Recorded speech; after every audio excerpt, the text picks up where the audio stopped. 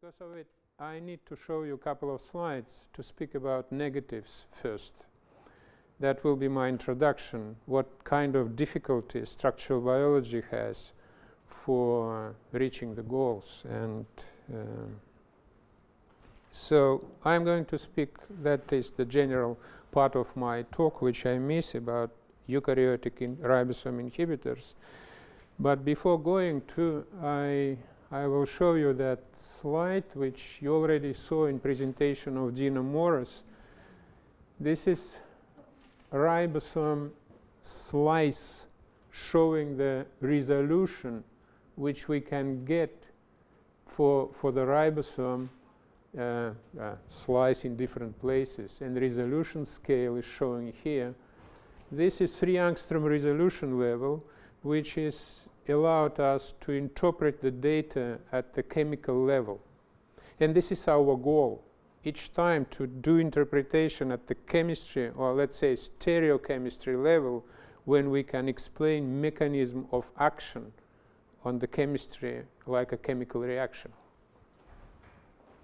So as you can see that we have possibility to interpret only in that places. But when we go to the surface of ribosome, the resolution, we lose resolution.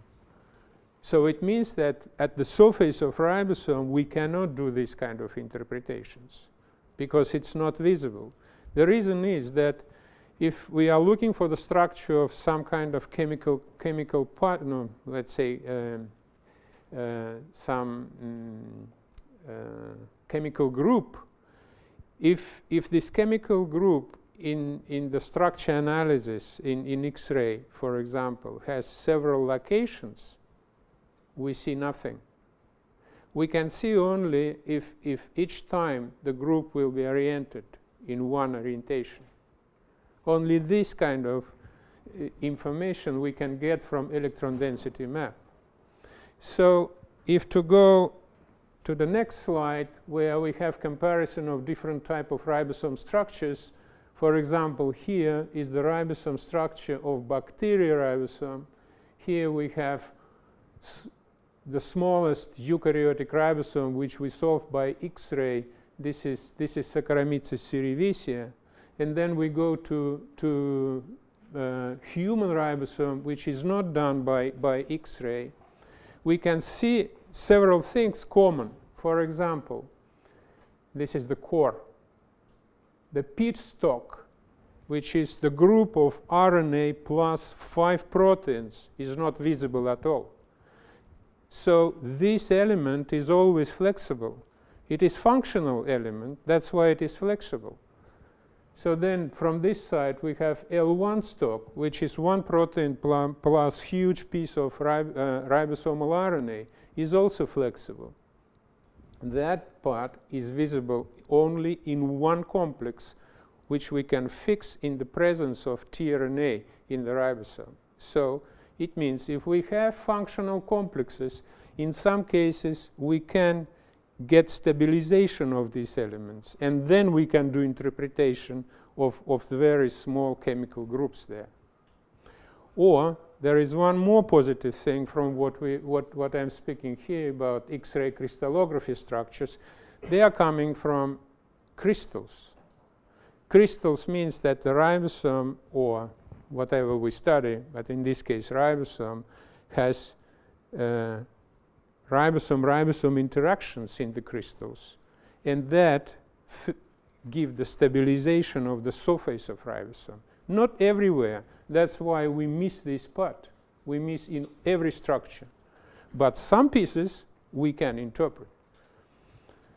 So this is the negatives. That's why when we come to electron density map of human ribosome, which is 1 million Dalton different from yeast ribosome, this 1 million Dalton of material missing. There is no, it's not visible.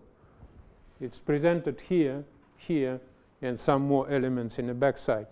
This is RNA.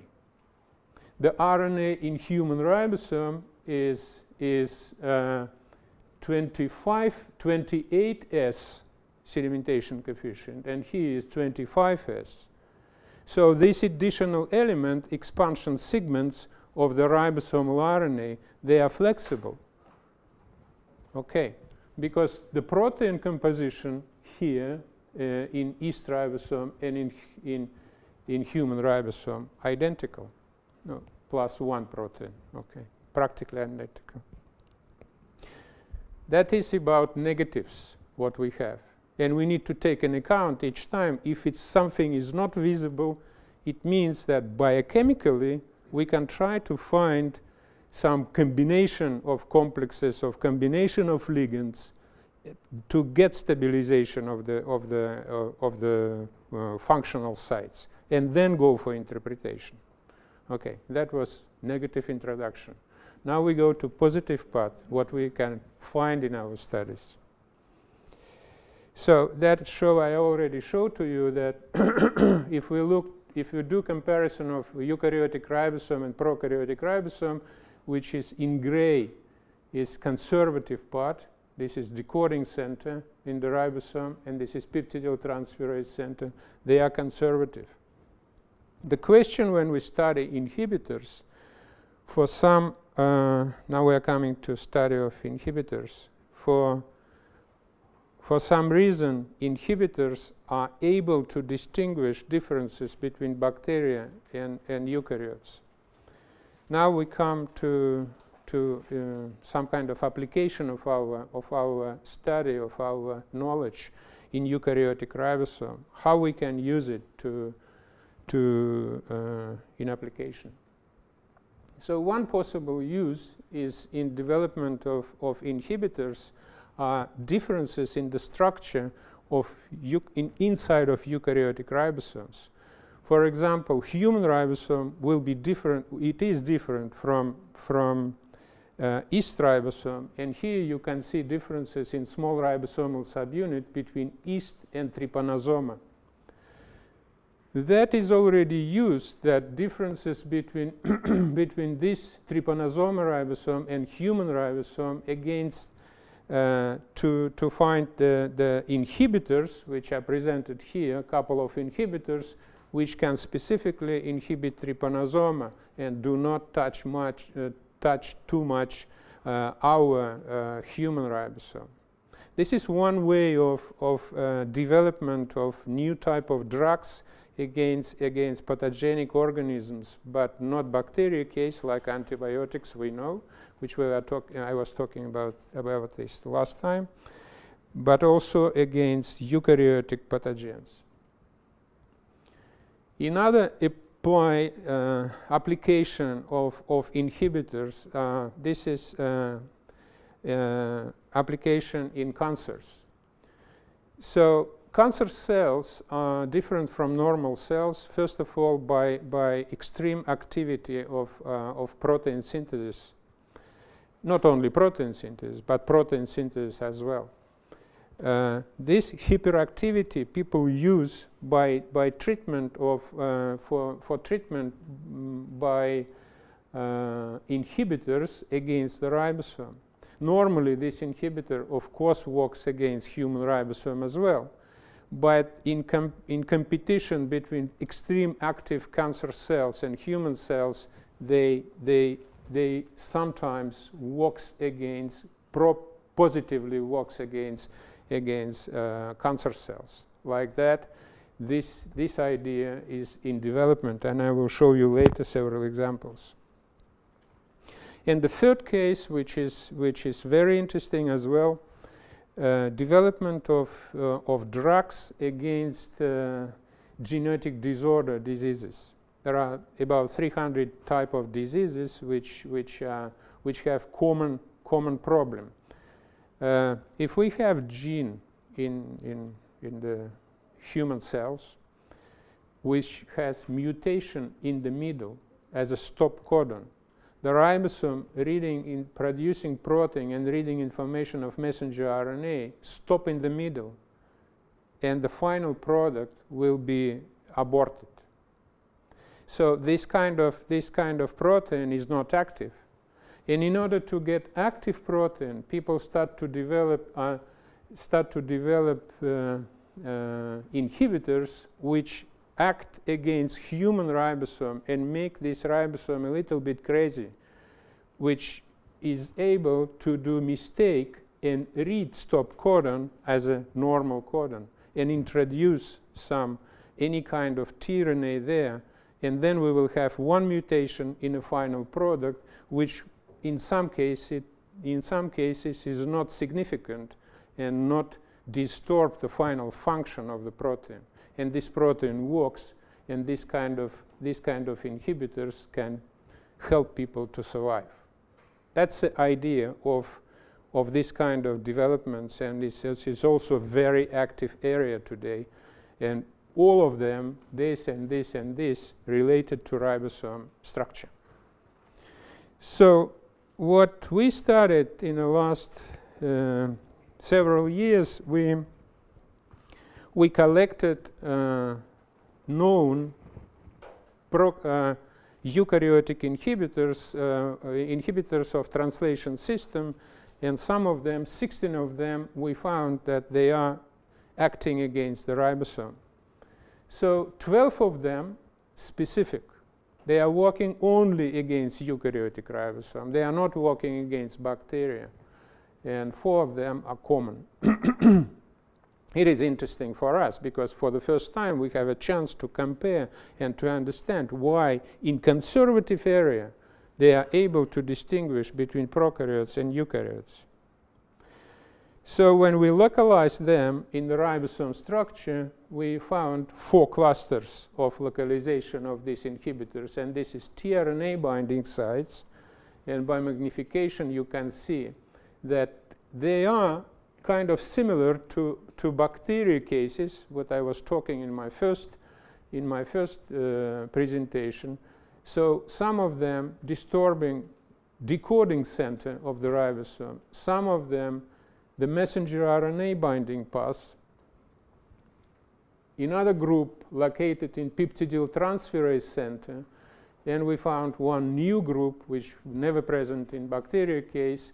This is E site CCAN place, which can distort the translocation of the tRNAs from one site to another.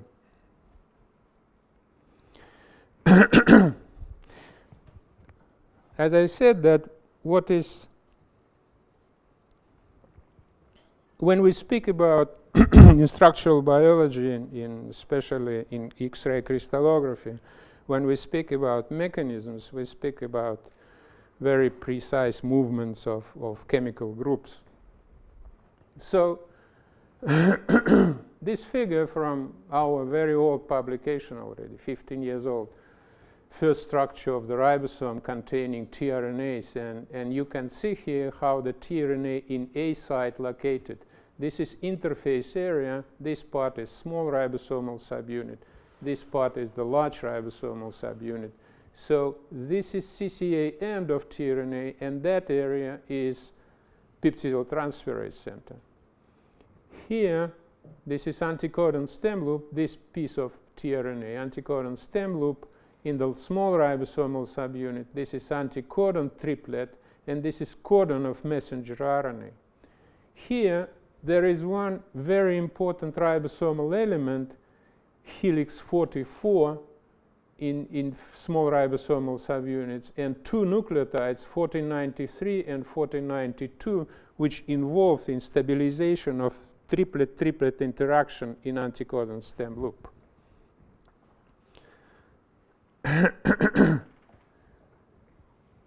So now we're speaking about aminoglycosides, which are common antibiotic, which is very commonly used to treat the bacterial infection.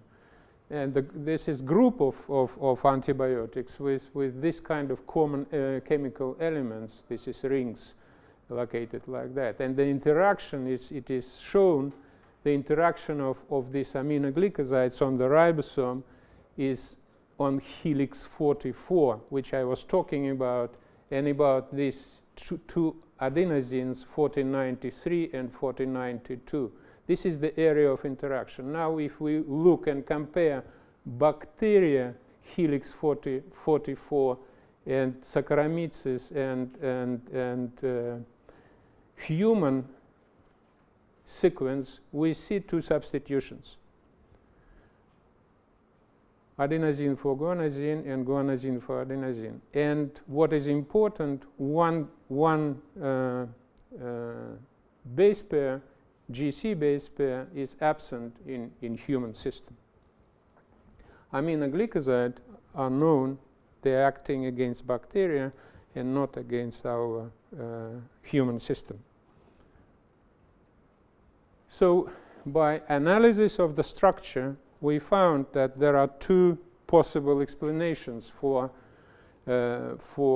why this aminoglycosides is able to distinguish between human system and bacteria system. As you can see here, that in the first ring of aminoglycosides, sometimes we have amino group, and that amino group will be disturbed if we will have guanosine here instead of adenosine, and guanosine here only in case of eukaryotic system. Very, very delicate things can act and explain why this antibiotic interact with only with bacteria ribosome and not with human ribosome. And this is another explanation about this hydroxy group, and these pairs are position of in eukaryotes and in prokaryotes are different. They are different just because, as I showed you before, they are different just because here we don't have the base pair. That's another type of another explanation. Now we're coming to another type of I will show you just a couple of examples because it's become kind of boring, but so another group of antibiotics, they act in this area, in peptidyl transferase center. And when we analyzed our inhibitors, we found that 8 of them acting against this peptidyl transferase center. When we look at them, only one non-specific one interact with P site of peptidyl transferase center, and in A site, the rest of inhibitors. So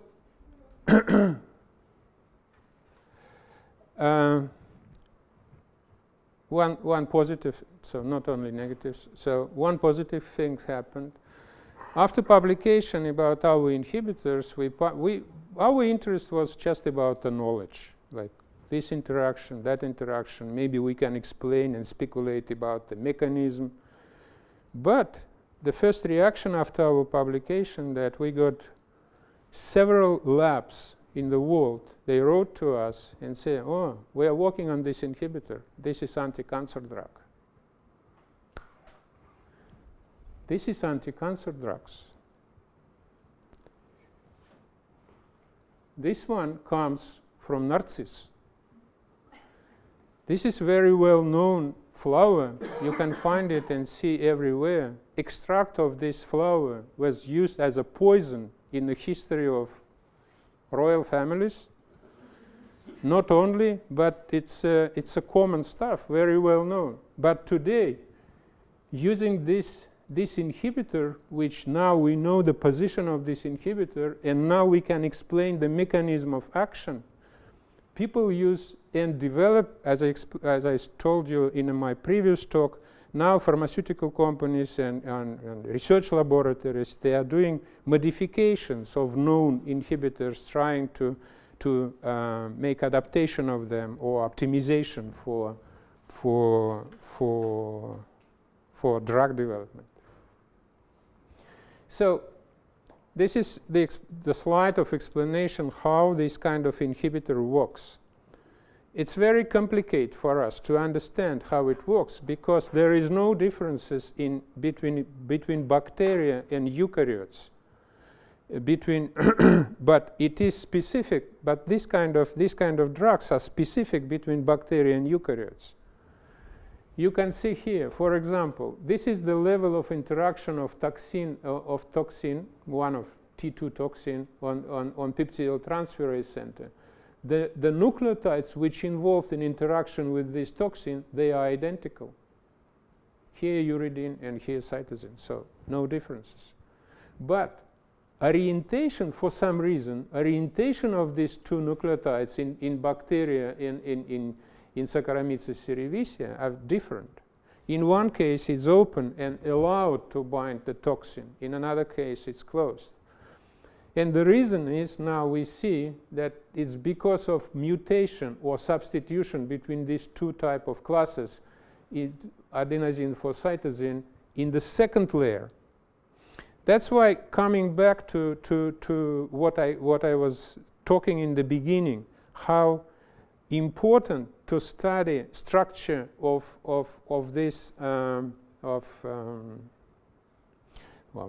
ribosome. Important to study ribosome structure by X-ray, because the interpretation what we can do at the level of chemistry, of the real orientation of chemical groups, and only that can help us to explain the mechanism of action of this kind of inhibitors and future drugs, anti-cancer or whatever.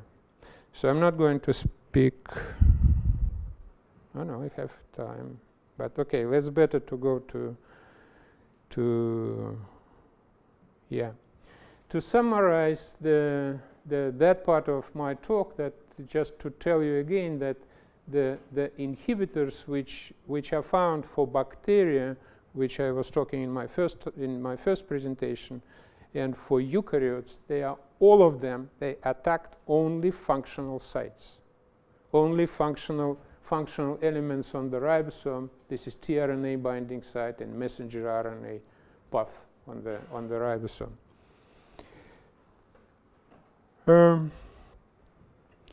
Based on our knowledge, general knowledge in the ribosome, we decided that probably it is important to start to study specific ribosomes in pathogens, not only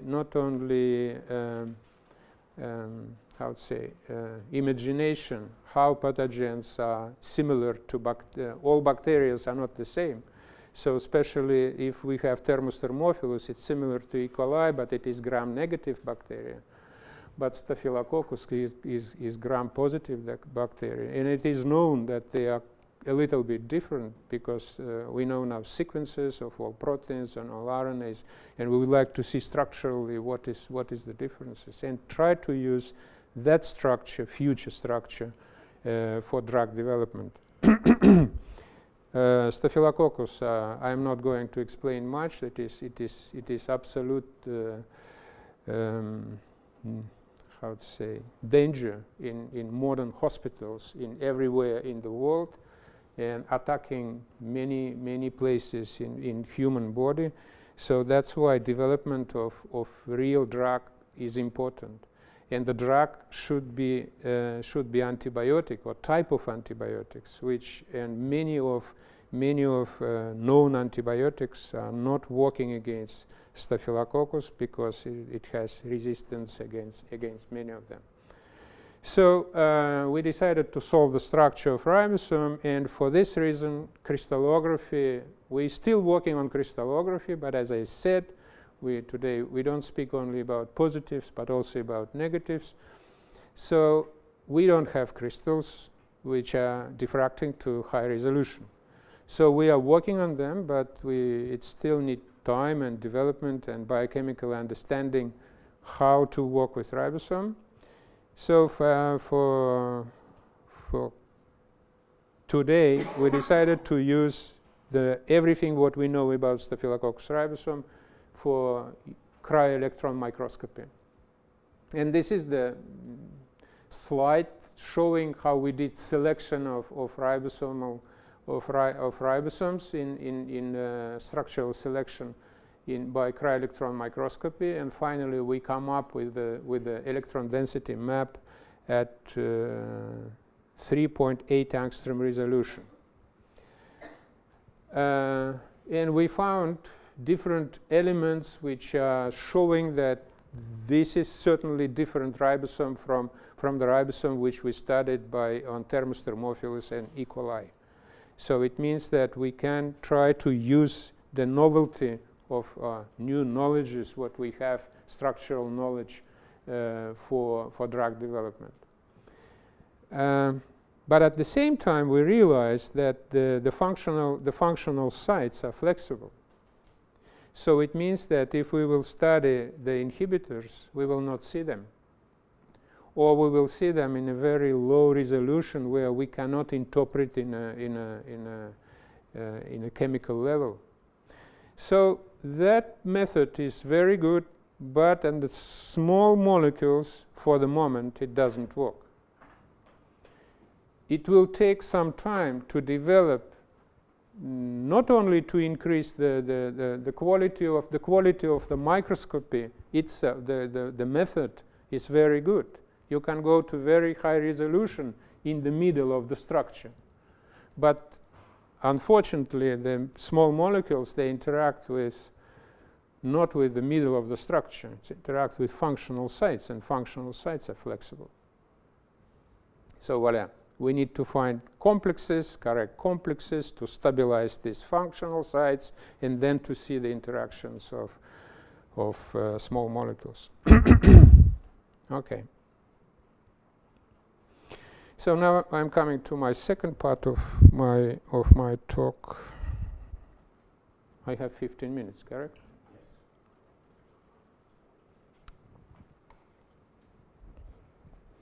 So this is difficult part. And it's mostly developed by Marat Yusupov, not me. So I'm just going to speak about it. I'm collaborator of this business, but not real PI. But everything previous is my work. Yeah. So there is a big problem, general problem in life science. This is decoding process in translation.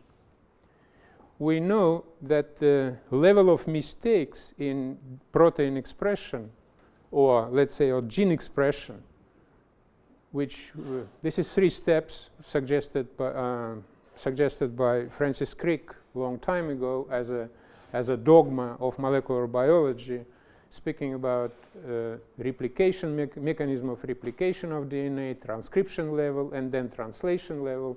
And if to compare, the level of translation has the highest level of mistakes. Question is about decoding. This is just to remind you what I'm speaking about. Oops. So as I showed this movie before, when every tRNA delivers new amino acid to the ribosome during protein synthesis, and the binding of this tRNA on the ribosome is going according to codon-anticodon interactions in A site. So it is here, in this area. So this part of interaction and the quality of binding of tRNA is essential. That's why that's why this tetracycline, which goes here and block the binding, or some other antibiotics, they can distort the binding of tRNA and correct and make non-correct tRNA binding. There is a mechanism. So just to remind you how it works. This is ribosome. The tRNA comes in the complex with elongation factor TU, binds to the ribosome, and this position, this is preliminary binding of tRNA. This position has name AT conformation of tRNA. Then after GTP hydrolysis, TU factor leaves, and tRNA goes for accommodation. This orientation of tRNA has name AA. That was AT, that orientation, and after It becomes correct orientation. But sometimes, if tRNA is not correct, ribosome rejects this tRNA. So we study this mechanism. Why ribosome recognize that this tRNA is not correct? And was very old study of our laboratory where we come from Spirin laboratory, where you can have cell-free system of translation where normally in poly-U messenger RNA, ribosome normally synthesize according to the correct codon phenylalanine polypeptide. But if to remove phenylalanine from the system and instead give the lysine, ribosome still able to incorporate and synthesize the wrong peptide. What is the problem here? Schematically is here. This is ribosome.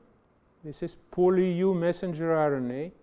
And in the P side, we have correct tRNA, which is Phe tRNA, phenylalanine tRNA. UUU codon, AUG anticodon of tRNA.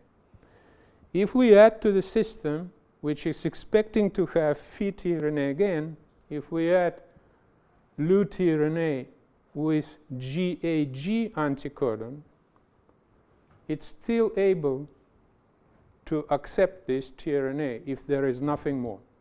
But here we have a problem. We have GU base pair in the first position. As you remember, in a code of genetic code, the two positions of tRNA are important. First position and the second position. In second position, we have correct base pair, AU base pair. In the first position, we have GU base pair. And if we have this, so finally, we will have a mutation in the final protein, because this is not correct tRNA. Why ribosome accept that or doesn't accept that? This is the question which we try to study. And in order to understand that, we need to analyze the environment of decoding center. And this is the ribosome case. So it was shown all earlier by several groups, first by Harry Noller, then studied by NMR, by Jody Puglisi, and finalized by the structure of Venki Ramakrishna laboratory. There are 3 nucleotides which are involved in stabilization of codon-anticodon interactions in the first position, in the second position. These nucleotides I mentioned before, adenosine 4093, 4092, and guanosine 530. In the presence of tRNA, they change their orientations. Then they involve in stabilization. If to look at the structure of the first pair in the ribosome, this is AU pair. The nucleotide 4093 stabilized that base pair, and then 530 and 4092 together stabilize the second base pair, which is AU. That was described before. Now we have our system for analysis when we have correct complex with correct tRNA in A site, and second complex which has name near cognate tRNA, which has first position non-correct, first base pair GU, and second base pair is correct. Let's compare them. In the first position, when we have GU, when we have correct base pair, GC base pair, we have this kind of shape of interaction, which described before by Watson-Crick, and we name them Watson-Crick geometry. When we look to non-correct GU base pair, which normally has to be wobble means like this, shifted, we have again geometry of Watson-Crick. We go to the second base pair, to the second position. In case of correct AU pair, this is Watson-Crick shape. Then we have GU base pair in second position. Again, we have non-correct but Watson-Crick geometry. Why I say non-correct? Because in the third position, which is not important for decoding, GU base pair behave like a classical wobble pair. It has to be like this, but they are incorrect geometry. So it means that this is the influence of ribosome. The ribosome force or accept only this kind of orientation, only correct orientation. And if it is GU base pair, it's possible to get this correct orientation. How it's possible? It's possible by tautomeric isomerization. That is our explanation of phenomena. As I said, this is geometry, GC geometry, Watson-Crick geometry. This is GU wobble geometry.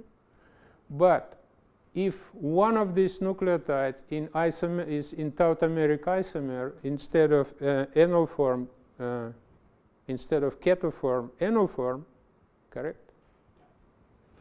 In this case, the geometry will be like Watson-Crick GC geometry. You can see here.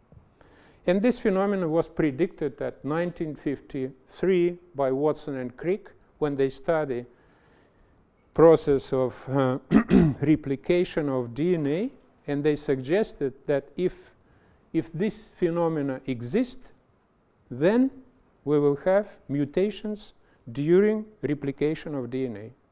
And now we prove it on the level of translation when we show that that is theoretically, this is our explanation. This is possible just because ribosome accept only one type of geometry.